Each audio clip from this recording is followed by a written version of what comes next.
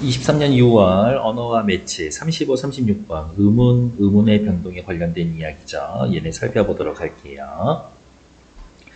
의문은 단어의 뜻을 변별하는 데 사용되는 소리로 끊고 의문의 개념에 대해서 이야기해주고 있네요.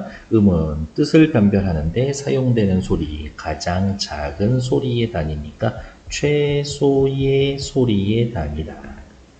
언어마다 차이가 있다. 예컨대 예를 들어 국어에서의 의문은 스와 스를 구분하지만 예사소리와 된소리를 구분하지만 영어에서는 구분하지 않는다. 실제로 의문이 발음되기 위해서는 발음의 최소 단위인 음절을 이루어야 하는데 음절의 구조도 언어마다 다릅니다. 국어는 한 음절 내에서 모음 앞이나 뒤에 각각 하나의 자음을 둘 수 있지만 영어는 스프링처럼 한 음절 내에서 자음군이 형성될 수가 있다. 스프르, 자자자, 모, 엔지, 자음이 연달아서 오고 있죠. 우리는 이렇게 오지 못한다고. 그러면 또 잠깐 하나 더 확인할까요? 우리말에 있어서의 음절. 우리말의 음절은 어떻게? 1번 모음 하나로만 이루어지거나 자음 모음으로 이루어져 있거나 아니면 모음 자음으로 이루어져 있거나 아니면 자음 모음 자음 이렇게 이루어져 있거나 우리말의 음절의 형식은 이렇게 네 가지죠. 모음 하나로만 이루어져 있는 단어의 예는 뭐 있어요? 아, 자음 모음은 가, 모음 자음은 엉, 자모자 이야기를 하면 뭐 학, 항 요런 애들, 요렇게 생겨 있는 애들이 있지. 두 번째 딸랑 넘어갈게요. 의문은 그 자체로는 뜻이 없다. 뜻을 구별해 주기는 하지만 뜻은 없다. 의문이 하나 이상 모여서 의미를 가지면 그 의미의 최소 단위인 형태소가 된다. 형태소, 뜻을 가진 의미의 최소 단위. 그리고 우리는 이러한 형태소를 결합하여 단어를 만들고 말을 하게 되는 겁니다. 이때 형태소와 형태소가 만나는 경계에서 의문이 다양하게 배열이 되고 발음이 결정이 되는데 바로 여기에 형태소와 형태소가 만나는 이 경계에서 의문의 규칙이 관여합니다.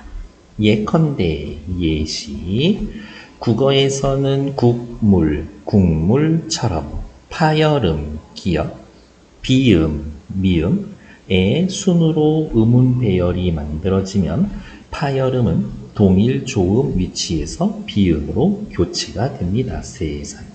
누구 이야기하고 있어요? 비음화 이야기하고 있는 거지. 그러면 비음화에 대해서 우리 또 정리하러 가야지. 어디로 갈까? 밑으로 가봅시다. 비음화에 대해서 또 정리할게요. 비음화.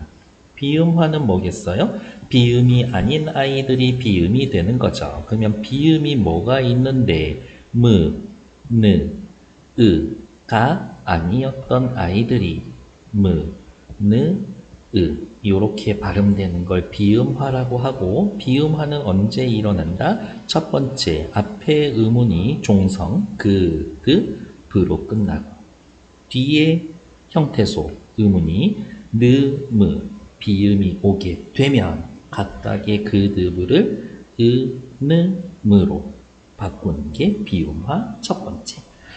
비음화 두 번째는 또 어떤 조건이 있냐? 앞 글자가 느, 무로 끝나고 뒤에 르라고 하는 유음이 올 때 이 르를 느로 바꾸는 것들. 그 다음 세 번째 비음화에는 또 뭐가 있냐? 1번, 2번을 합친 앞에 글자가 종성이 그득으로 끝나고 뒤에 초성이 르로 온다라고 하면 순서가 있어요. 이 르를 느로 바꾸고 그렇게 된다라고 하면 다시 앞에 있는 아이들이 느, 무 각각 바뀌는 현상인 거지. 3번은 너무 복잡한데요. 뭐 예로 들어줄 만한 단어 있으실까요? 예를 예를 한번 써봅시다. 누구 써놓으면 되냐? 섭리. 그드브 뒤에 르가 왔죠? 그러면 섭니. 느무 비음 앞에 그드브 왔죠? 섭니. 최종 발음은 이렇게 끝나는 것. 얘가 비음화다.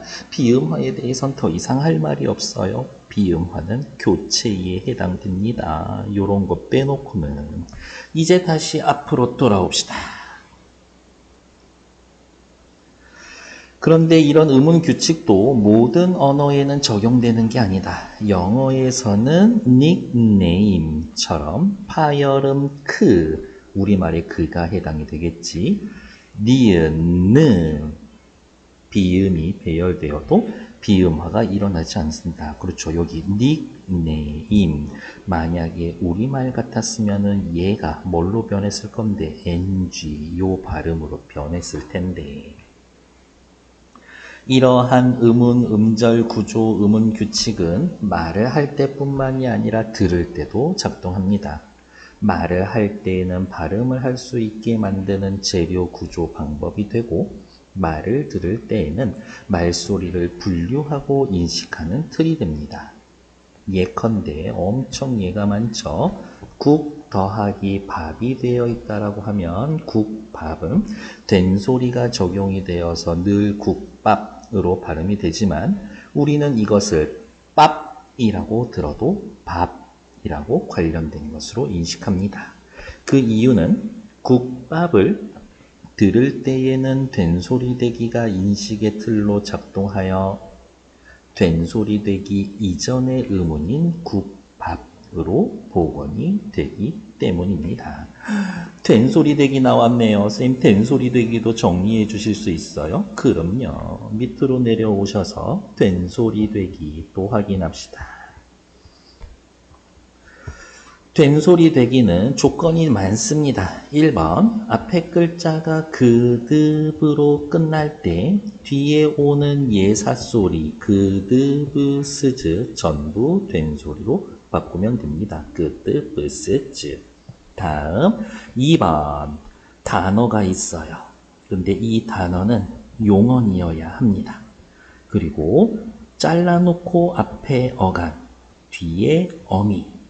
어간이 느무로 끝나고 뒤에 어미 그, 드, 스, 즈가 올 때 브가 빠졌죠? 뒤에 된소리가 옵니다.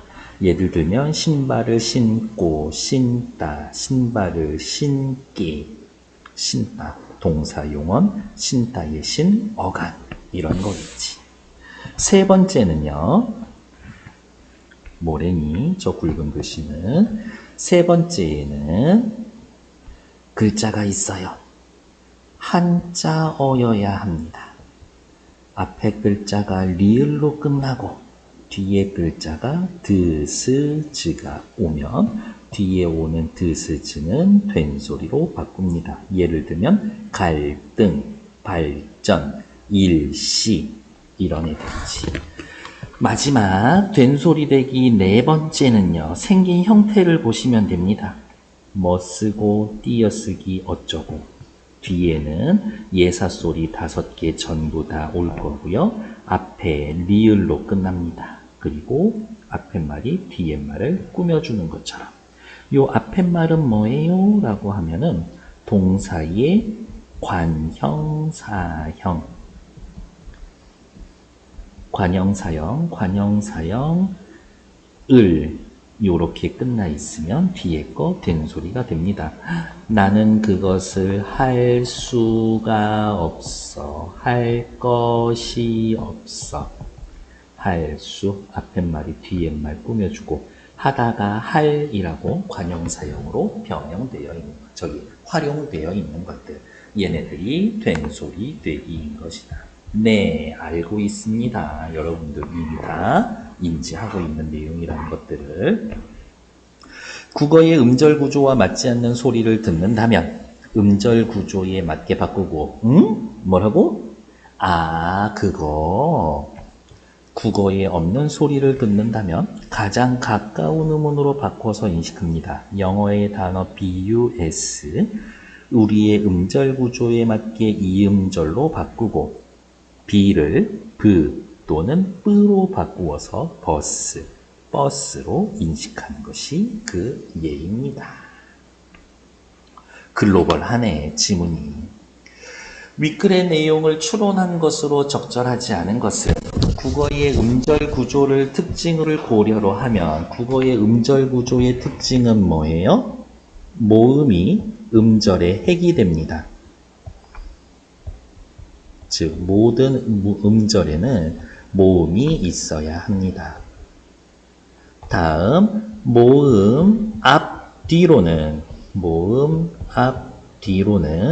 뭐 어떻게 된다? 자음이 각각 한 개씩만 올 수 있다. 그래서 목은 무, 오, 그, 스 모음 하나를 기준으로 어때?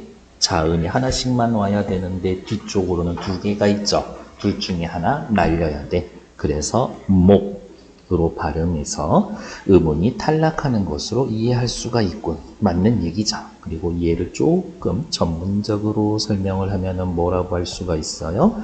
자음군 단순화. 이렇게 이야기를 할 수가 있지.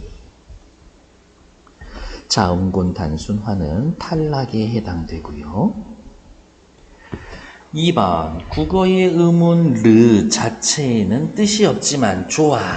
갈 곳에서의 리을은 어미로 쓰이고 있으므로 뜻을 가지는 최소의 단위, 형태소가 될 수가 있겠군. 아예 좋았어. 조금 더 자세하게 말씀드리면 리을은 동사 가다를 갈 곳 뒤에 오는 의존명사 꾸며주는 관형, 사형, 전성, 어미라고 할 수가 있겠지. 관형, 사형, 전성, 어미. 3번 국어에서는 밥만 있어에서 밥만 비음화 일어난 것으로 듣고 밥만으로 알았다면 옆에다가 쓸까요? 이거는 잘못한 거지. 그 과정에서 비음화 규칙이 인식의 틀로 작용했겠군. 비음화 규칙이 인식의 틀로 작용을 했다면 밥만이 아니라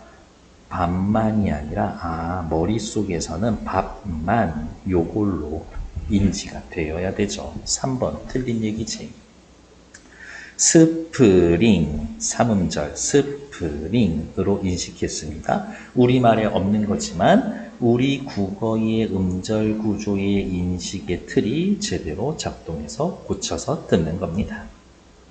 영어의 보컬이 국어에서 보컬로 인식되는 것은 영어의 위와 가장 비슷한 국어의 음운이 비읍이기 때문입니다. 그렇죠. 영어의 이 위 발음이 정확하게 우리말에 딱 맞아 떨어지는 애가 없으니까 가장 가까운 비읍으로 인식합니다. 좋았어. 답은 3번. 오른쪽으로 넘어올게요. 기억의 위치에서 문제 띄워놓고 읽어야지. 자, 36번 볼게요. 기억의 위치에서 형태소와 형태소의 경계에서 음운의 변동이 일어나는 예만 모두 골라주세요. 이라고 하면 형태소 기준으로 나눠놔야지. 앞, 일, 장미, 꽃, 넣고, 걱정, 굳이 이렇게 나누고 세상에. D는 일단 형태소 경계가 없어. 얘는 형태소 하나야.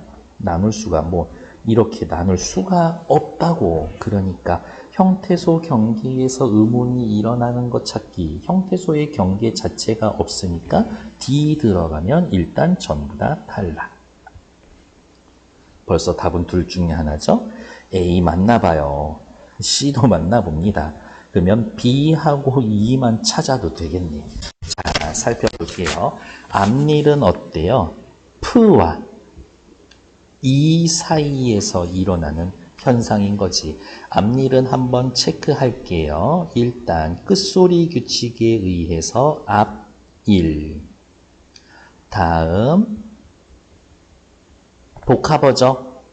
앞에 글자 받침이 있고 뒤에가 이야 여요 유가 있으면 니은 첨가가 되지. 앞닐.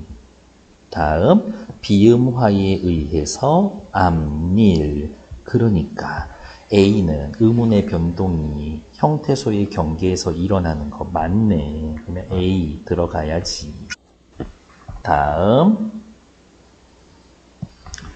장미꽃. 이거는요, 밑에 오는 받침 츠가 드로 바뀌는 누구? 끝소리 규칙 이야기하는 건데, 끝소리 규칙은 받침 가느다란 물방울 이외에 다른 받침이 올 때에는 대표음으로 바꿉니다. 어말이나 단어의 끝에 올 때. 그럼 이 끝소리 규칙은 단독으로 일어난 거지. 누구와 경계에서 일어난 게 아니죠.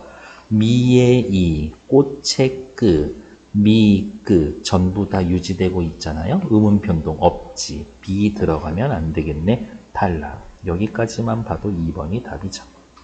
넣고는요, 흐, 그가 합쳐져서 크가 되는 무엇? 거센 소리 되기.